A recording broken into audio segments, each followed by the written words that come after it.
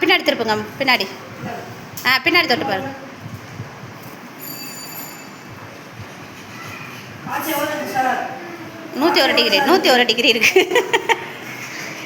சிரிக்காங்க சிரி. ஊசி போட்டுக்கணும் சார். அப்படியே இல்லை இல்லை, பேனா எடுத்து முதல்ல ரிசிப்ட் எழுத சொல்லுங்க. ஊசி போட்டுக்கணும். ஊசி போடுப்பா ஊசி போடுப்பா. ஊசி போட்டுக்கணும். ரொம்ப காய்ச்சல் விடாம அடிக்குது. ஒரு ஊசி போட்டுக்கோங்க. Very good super.